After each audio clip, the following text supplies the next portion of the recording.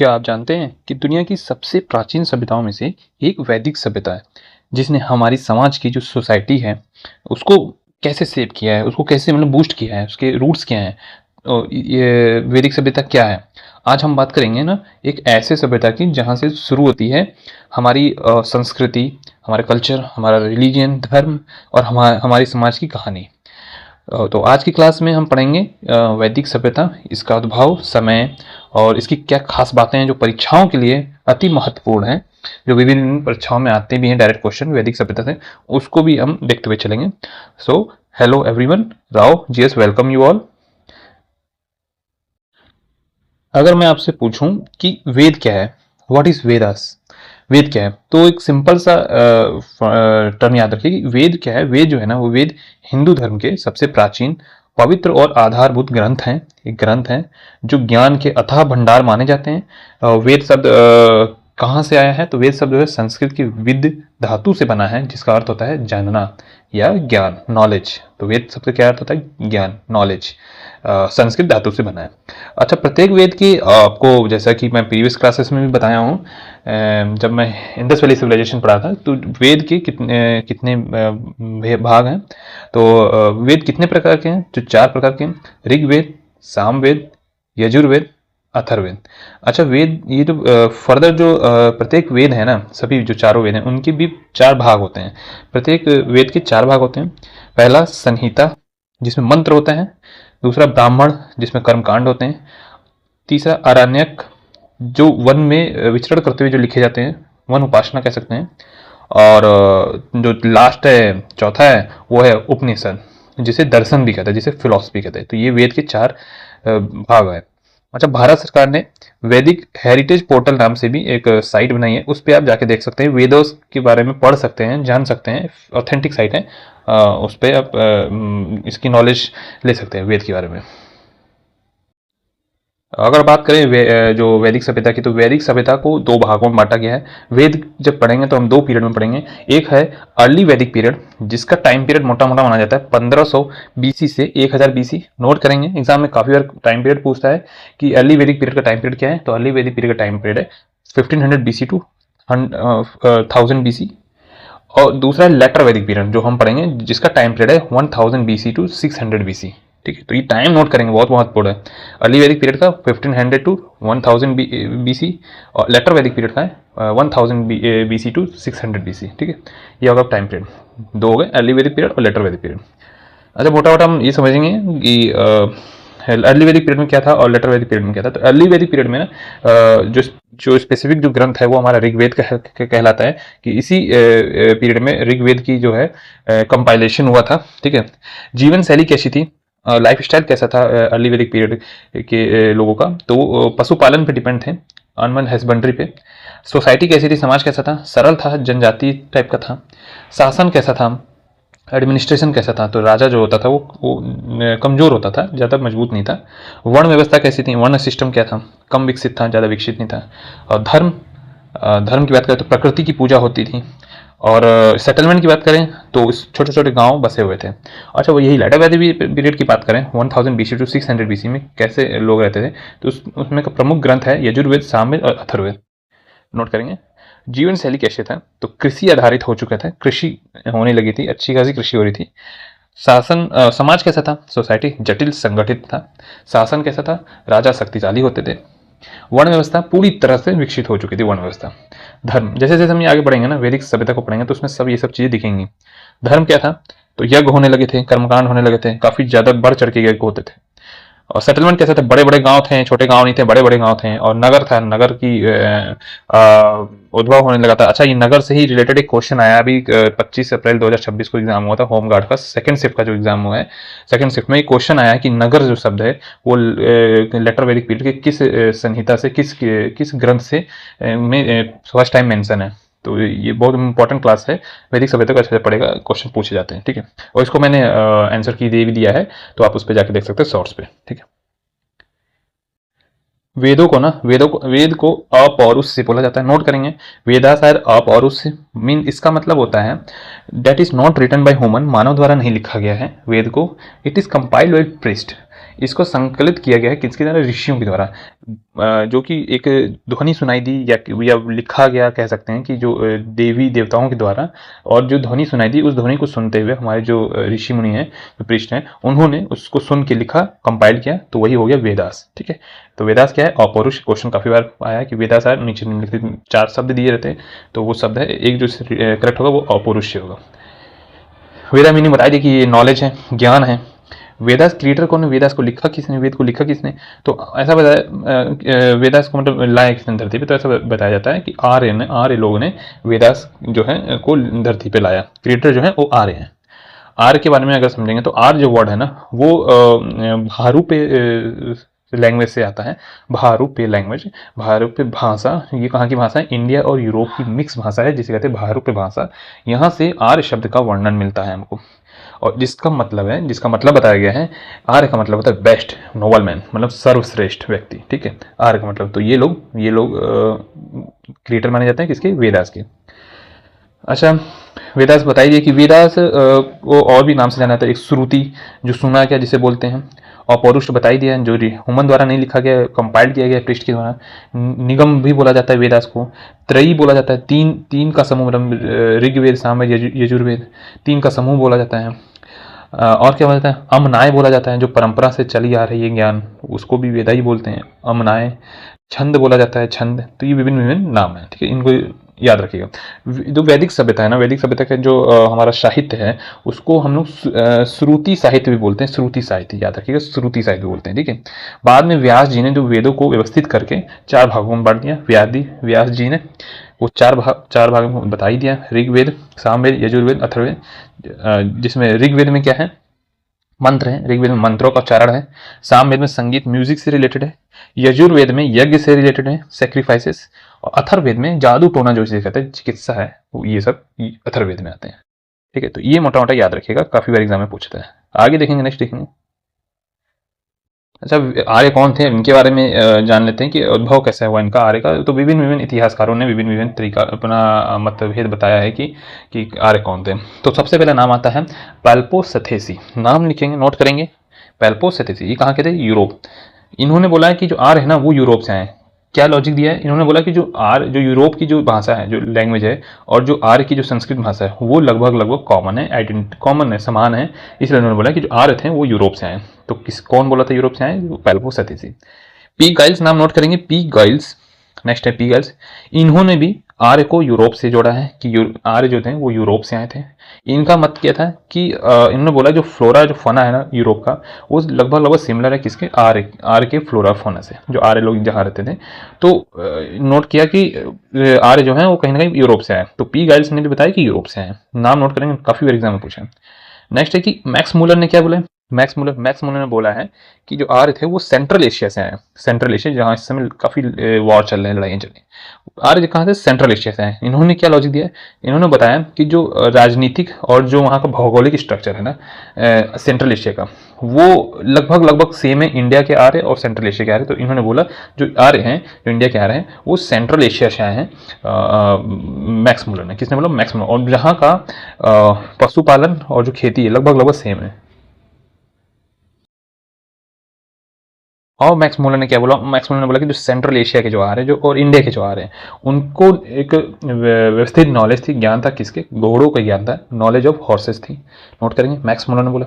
ठीक है, बोट और पीपल की नॉलेज थी, नाव और पीपल के पत्तों की नॉलेज थी, पीपल के पेड़ की नॉलेज थी, वेस्टर्न आर्य, सेंट्रल एशिया और इंडिया आर्य के। ठीक है, नेक्स्ट टाइम बाल गंगाधर तिलक ने क्या बोला है, बाल गंगाधर तिलक ने बोला जो आर्य हैं वो नॉर्थ पोल से हैं, उत्तरी ध्रुव से हैं। क्यों बोला इन्होंने इनकी बुक है Arctic home of Aryans. Note करेंगे, आर्कटिक होम ऑफ आर्यंस किसकी बुक है, बाल गंगाधर तिलक की। इन्होंने अपनी किताब में बोला है कि जो इंफॉर्मेशन मिलती है ऋग्वेद से कि जो आर्य हैं बिलोंग टू दैट एरिया, वो वहाँ से आते हैं जहाँ पे 6 महीना दिन होता है और 6 महीना रात होती है। तो इन्होंने लॉजिक लगाया कि जो आर्य हैं कहीं ना कहीं वो नॉर्थ पोल से आए होंगे। ठीक, तो बाल गंगाधर तिलक। नेक्स्ट है हार्ट एंड पेन का। नोट करेंगे, हिस्टोरियन हार्ट एंड पेन का। इन्होंने क्या बोला, इन्होंने बोला कि आ रहे हैं वो जर्मनी से आए हैं। जर्मनी से क्या लॉजिक दिया, इन्होंने बताया कि जो बॉडी स्ट्रक्चर है ना जो जर्मनी के लोगों का, जर्मनी के जो आर थे और जो इंडिया के आर थे वो लगभग सेम था। तो इन्होंने बोला कि जर्मनी से आए। अगर क्वेश्चन आता है कि are a come from the Germany, who said, तो हार्ट एंड पेन का। नेक्स्ट है स्वामी दयानंद सरस्वती। इन्होंने क्या बोला है कि आर्य कहाँ से आए हैं? आर्य लोग आए हैं तिब्बत से। तिब्बत से कंडीशन क्या होता है कि जियोग्राफिकल जो भौगोलिक जो संरचना है वो तिब्बत का और जो इंडियन आर्य हैं उनका लगभग लगभग सेम है, तो इन्होंने उनसे जोड़ दिया कि आर्य जो है वो तिब्बत से आए हैं। ठीक है, तो ये नोट करेंगे, स्वामी दयानंद सरस्वती। आगे देखेंगे डॉक्टर अविनाश चंद्र दास, मोस्ट इंपॉर्टेंट नाम नोट करेंगे, डॉक्टर अविनाश चंद्र दास और पंडित गंगानाथ झा। नोट करेंगे पंडित गंगानाथ झा और अविनाश चंद्र दास, इन्होंने क्या बोला है कि जो आर्य है वो सप्त सैंधव प्रदेश से आए हैं। सप्त सैंधव प्रदेश, सप्त सैंधव प्रदेश क्या है? Compilation of 5 river of Punjab, compilation of 5 river Punjab and 2 other Drishadvati and Saraswati river. तो टोटल मिला के 7 रिवर हो गई, तो इसलिए सप्त सैंधव प्रदेश बोला। और इन्होंने बताया है कि जो आर्य है वो सप्त सैंधव प्रदेश से आए हैं। नेक्स्ट है गॉर्डन चाइल्ड एंड नेहरिंग। नोट करिए, गॉर्डन चाइल्ड एंड नेहरिंग। इन्होंने क्या बोला आर्य कहाँ से आए? इन्होंने बोला आर्य जो है वो साउथ रशिया से आए। नोट करिए, साउथ रशिया।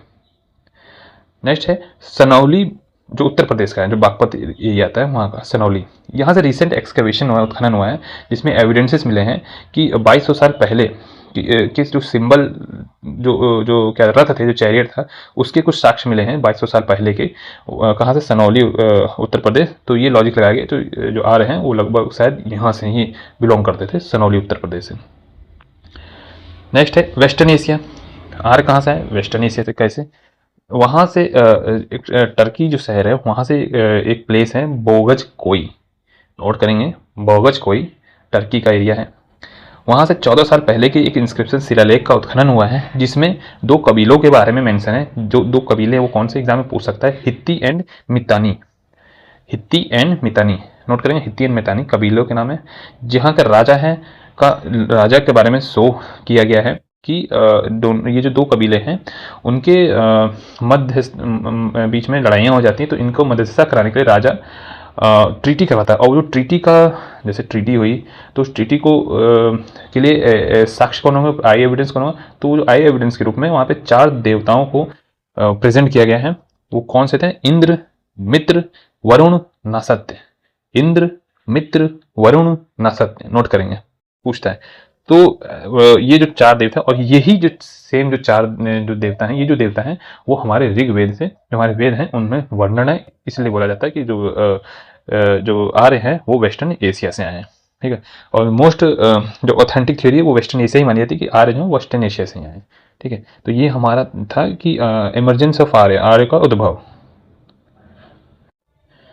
नेक्स्ट देखेंगे, आगे देखेंगे geographical region of Rigvedic Aryans. भौगोलिक संरचना क्या थी, क्षेत्र क्या था आर्यंस का? तो जो भौगोलिक संरचना थी वो था ऋग्वेदिक आर्यंस का, वो था western Ganga valley to Afghanistan. ये अर्ली वैदिक पीरियड का रीजन बता रहे हैं हम आर्यंस का। कहाँ से कहाँ बसे थे? वेस्टर्न जो घाट है गंगा का, वहाँ से लेके अफगानिस्तान, अर्ली वैदिक पीरियड में। ठीक है, अफगानिस्तान से इंफॉर्मेशन मिलती, 4 रिवर नदियों के बारे में इंफॉर्मेशन मिलती। वो कौन कौन सी नदी? नोट करेंगे, कुभा, काबुल, ये जो सुवस्तु, स्वात, क्रूमू, कुर्रम, गोमती, गोमल। नोट करेंगे 4 रिवर कौन कौन से अफगानिस्तान से मिलते हैं? कुबा, सुवस्तु, क्रूमू, गोमती। ठीक है, ये 4 रिवर। अच्छा, जो पंजाब की जो 5 नदियां हैं जिससे पंजाब मतलब जाब, 5 नदियों से मिलकर पंजाब बना है, वो 5 नदी कौन कौन सी? नोट करेंगे, अस्किनी, जिसे हम आज के मॉडर्न लैंग्वेज में चेनाब बोलते हैं, अस्किनी, विपासा, ब्यास, नोट करिए, वितस्ता, झेलम, परूसनी, रवि, सतुद्री, सतलज। ये 5 नदियां हैं। नोट करेंगे, जो ऋग्वेदिक जो नाम होते हैं ना, इनको ये काफ़ी एग्जाम पूछते हैं कि झेलम नदी को ऋग्वेदिक टाइम पीरियड में क्या बोला जाता है? तो क्या बोला जाता है? वितस्ता बोला जाता था। सतलज को क्या बोला जाता था? सतुद्री बोला जाता था। ब्यास को विपासा और रवि को परूसनी। ये 5 नदियों से मिलकर पंजाब बना है। और 2 नदी और जिससे मिलकर सब सैंधव प्रदेश बना है, और 2 नदी कौन सी? सिंधु, जिसे इंदस बोलते हैं आज के समय, सिंधु, इंदस, और दूसरी है सरस्वती। तो ये जो 7 नदियां हैं, इन 7 नदी से मिलकर बना सब सैंधव प्रदेश, जिसको अविनाश चंद्र बोस जी ने बताया कि आ रहे हैं, ये यहीं से आए थे। ठीक है, और नाम नोट करेंगे, 3 नदियां और हैं जो ऋग्वेदिक में, नदियां तो काफ़ी हैं जो इंपॉर्टेंट एग्जाम में पूछी गई हैं। तो द्रासवती, जिसे घग्गर बोलते हैं, सदा नीरा, गंडक, सुसोमा सोहन नदी, ठीक है, ये बढ़ गए। तो जियोग्राफिकल बाउंड्री हमने देख लिया, रीजन देख लिया आर्य का कहाँ से कहाँ तक है, western Ganga valley to Afghanistan. क्यों? क्योंकि हमको अफगानिस्तान से 4 नदियों की मिले और ये जो नदियां हैं, नदियों के नाम है वो ऋग्वेदिक में डायरेक्ट मेंशन है। तो ऐसा बताया गया है कि जो ऋग्वेदिक आर्यन है वो वेस्टर्न गंगा वैली से अफगानिस्तान के बीच में बसे थे, ठीक है, या रहते थे। लेटर जब आर्य जो है ना, जो आर्य लोग हैं जब धीरे धीरे आगे बढ़ने लगे ईस्ट की तरफ, ठीक है, गंगा वैली के ईस्ट की तरफ बढ़ने लगे और उन्होंने जगह अपनी बनानी स्टार्ट कर दी। तो धीरे धीरे करते करते आगे बढ़े तो नाम भी चेंज होता गया। जब आगे बढ़े तो ब्रह्मवत नाम हो गया, ब्रह्मवत, ब्रह्मवत बोला जाने लगा, ठीक है। और जो अब ये पहले मैंने बताया था, जो ऋग्वेदिक, यजुर्वेद, ऋग्वेद, सामवेद, यजुर्वेद, इन तीनों को मिला के वेद त्रयी बोला जाता है। अच्छा, काफी बार एग्जाम में क्वेश्चन पूछा कि वेद त्रयी किसे बोला जाता है, तो ऋग्वेद, सामवेद, यजुर्वेद तीनों को बोला जाता है Veda Trayi, and it is part of early वैदिक पीरियड, ठीक है। नेक्स्ट देखें, मोटा मोटा ये समझिए कि जो अथर्ववेद है ना वो लेटर वैदिक पीरियड का है, और जो ये ऋग्वेदिक साम में जो यजुर्वेद है वो at the end of early वैदिक पीरियड लगभग लगभग आ चुका था, ठीक है। अर्ली वैदिक पीरियड का टाइम पीरियड बता दिया 1500 से 1000 बीसी है, ठीक है। नोट करेंगे, मोस्ट इंपॉर्टेंट है, कोई भी एविडेंसेस नहीं मिला है लोहे का, no evidences of iron found from early वैदिक पीरियड। अर्ली वैदिक पीरियड जो फर्स्ट एविडेंसेस ऑफ आयरन कहाँ से फिर हमें मिला है, काफ़ी बार क्वेश्चन पूछा गया है, वो मिला है अतरंजी खेड़ा। अतरंजी खेड़ा नोट करेंगे, अतरंजी खेड़ा उत्तर प्रदेश, एटा, एटा शहर है उत्तर प्रदेश का, वहाँ से मिला है पहला साक्ष्य मिला है लोहे का, अतरंजी खेड़ा, और ये कब लगभग वो मिला है नियरली 1000 बीसी के आसपास, मतलब लेटर वैदिक पीरियड में मिला लगभग, ठीक है। अच्छा, सीमाएं देखेंगे, जियोग्राफिकल बाउंड्री देखेंगे वैदिक रीजन का, तो जो अर्ली वैदिक पीरियड में है ना वो हमने बता दिया कि वेस्टर्न साइड अफगानिस्तान, जो east side western Ghat of Ganga, ठीक है। और आफ्टर जब लेटर वैदिक पीरियड में आर्यन जो है, आर्य जो धीरे धीरे आगे बढ़ने लगे पूर्व की तरफ, ईस्ट की तरफ, तो उन्होंने क्रॉस किया वेस्टर्न कोस्ट ऑफ गंगा को और एंटर किया बिहार में, ठीक है। तो उसी हिसाब से नाम भी चेंज होने लगा। एक इसका साक्ष्य भी है, कहानी है जो साक्ष्य है, सतपथ ब्राह्मण में नोट करेंगे, सतपथ ब्राह्मण में जो यजुर्वेद का है, उसमें एक कहानी मेंशन है कि एक विधेय माधव करके विधेय माधव करके एक ऋषि थे या जो भी था, उन्होंने एक वैश्य वानर अग्नि को अपने मुंह में रखा था, और जब उन्होंने मुंह में रखते हुए अग्नि को जब उन्होंने घराट करके आवाज की, मतलब जो भी उनकी आवाज होती थी उसको जब बोला, उन्होंने आवाज किया, तो जो अग्नि थी ना, जो आग था, आग का गोला था, वो मुंह से निकल के गिर गया, और जब गिरा तो आगे की तरफ वो बढ़ने लगा, पूरब की तरफ, फर्दर पूरब की तरफ गया, जंगल था, जंगल को तहस नहस कर दिया, फर्दर पूरब की तरफ गया, तो उसने जो अग्नि थी उसने क्रॉस किया गंडक रिवर को, जिसे सदा नीरा नदी कहते हैं, गंडक रिवर को, और जो अग्नि था आगे चल के शांत हुई, जब नदी में समाई तो वो शांत हो गया। तो जो जब आर्य वेस्टर्न कोस्ट गंगा को क्रॉस किए तो रीजन का नाम पड़ा ब्रह्मवत, नोट करेंगे, तब ब्रह्मवत कहलाया। और जब आर्य फर्दर जब बिहार से और आगे गए, लगभग बिहार पहुंच गए, तो मध्य क्षेत्र कहलाया, नोट करेंगे मध्य क्षेत्र। और जब आर्य फर्दर रीच किए बंगाल को, जब बिहार को क्रॉस किए बंगाल में गए, तो जब पूरा नॉर्थ देख लिया उन्होंने, पूरे नॉर्थ में सेटलमेंट हो गया उनका, तब कहलाया आर्यवर्त। तो कहाँ चले, अफगानिस्तान से लेके बंगाल पूरा नॉर्थ एरिया कवर कर लिया आर्यों ने, तो कहलाया आर्यवर्त, जो हम लोग कहते हैं ना आर्यवर्त, वही आर्यवर्त यही है। अच्छा, आर्य जो शब्द है ऋग्वेद में 36 बार आया है, 36 टाइम्स आया, नोट करेंगे, Aryavarta word mention in Rigveda near about 36 time. Vedic Samhita देखेंगे, लिटरेचर साहित्य देखेंगे, जो वैदिक लिटरेचर है ना, जो वैदिक सभ्यता का जो हमारा साहित्य है उसको अपौरुष कहा जाता है, वो मैंने पहले बता दिया था। 31 नदियों का मेंशन है वैदिक कल्चर में, हमारी वैदिक सभ्यता में 31 नदियों के बारे में बताया गया है या मेंशन है, जिसमें लगभग जो 31 में से जो 25 नदियों का जो वर्णन है वो हमारे केवल ऋग्वेद में मेंशन है।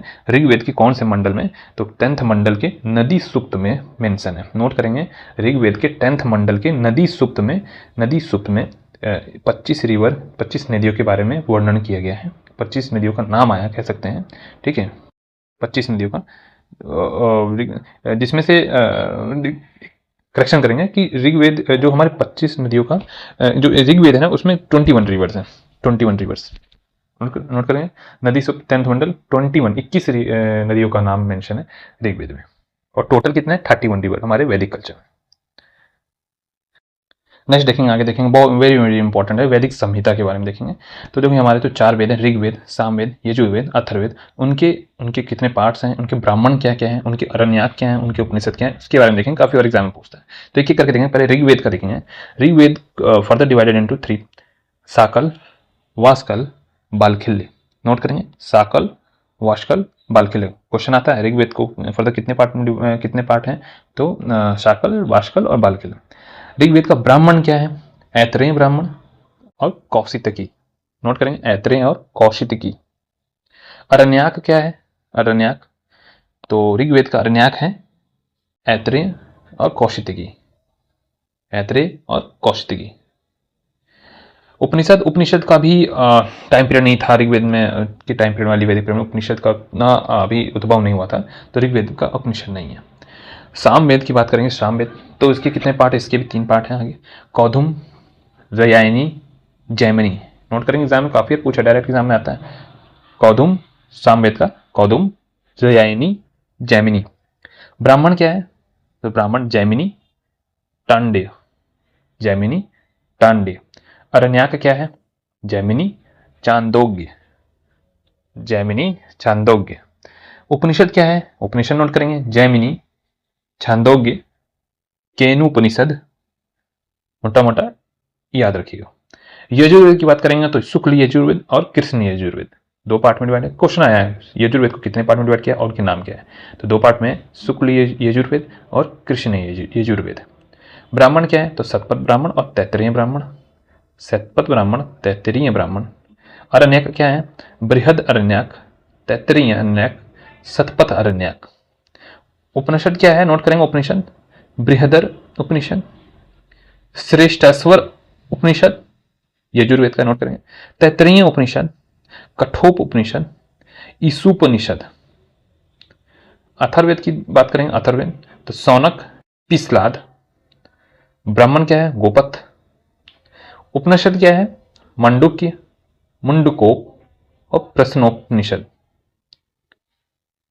तो ये हमारा था वैदिक संहिता, चारों वेद के पार्ट्स, ब्राह्मण, अरण्यक, उपनिषद। इनको देख के जाइए, एग्जाम में काफी बार एग्जाम में पूछता है, तो इसको रिवाइज करेगा, याद हो जाएगा। मंडुक उपनिषद जो हमारा है ना, मंडुक उपनिषद, मंडुक उपनिषद जो हमारा अथर्ववेद का जो उपनिषद है वो सबसे छोटा है, नोट करेंगे। मंडुक उपनिषद इज द स्मॉलेस्ट उपनिषद, और जो बृहद अरण्यक उपनिषद है, बृहद अरण्यक उपनिषद है, वो हमारा सबसे बड़ा उपनिषद है, जो है यजुर्वेद का। बृहद उपनिषद इज द लार्जेस्ट उपनिषद। शुक्ल यजुर्वेद जो है इसको वाजसनेयी संहिता भी बोलते हैं, नोट करेंगे। शुक्ल यजुर्वेद जो यजुर्वेद के जो 2 पार्ट है, शुक्ल और कृष्ण, उसको जो शुक्ल यजुर्वेद है तो वाजसनेयी संहिता भी बोलते हैं। It is divided into 2 parts, Kanva and Madhyandin. Note करेंगे, कान्व एंड मध्याधीन। शुक्ल यजुर्वेद को वाजसनेयी संहिता बोलते हैं, और उसको फर्दर 2 भाग में विभाजित किया गया है। कौन कौन से, कान्व एंड मध्याधीन। जो सतपथ ब्राह्मण है हमारा, सतपथ ब्राह्मण नोट करेंगे, सतपथ ब्राह्मण, उसको सतपथ ब्राह्मण करेंगे, यजुर्वेद का है, वो सबसे ओल्डेस्ट, सबसे पुराना और सबसे बड़ा ब्राह्मण है। सतपथ ब्राह्मण, सतपथ ब्राह्मण is the oldest and biggest ब्राह्मण। और सतपथ ब्राह्मण को लिखा किसने, तो याज्ञवल्क्य ऋषि, याज्ञवल्क्य ऋषि। नेक्स्ट देखेंगे, आगे देखेंगे। अच्छा, ये जो ऋग्वेद है, सामवेद, यजुर्वेद, अथर्ववेद, इनके जो हिम्न है, इनके जो मंत्र है, उनको उच्चारण किसने किया, तो वो नोट कर लेंगे, काफी एग्जाम में, वनडे एग्जाम में पूछ लेता है। तो ऋग्वेद का जो किसने चैंट किया है, तो उनका नाम है पुरोहित, या होत्र बोलते हैं, पुरोहित, होत्र। क्या बोला गया कि जो ऋग्वेद के जो मंत्र उच्चारण करेंगे उनको क्या बोला गया, पुरोहित, होत्र। सामवेद को बोला गया उद्गात, नोट करेंगे, उद्गात। यजुर्वेद अध्वर्यु, यजुर्वेद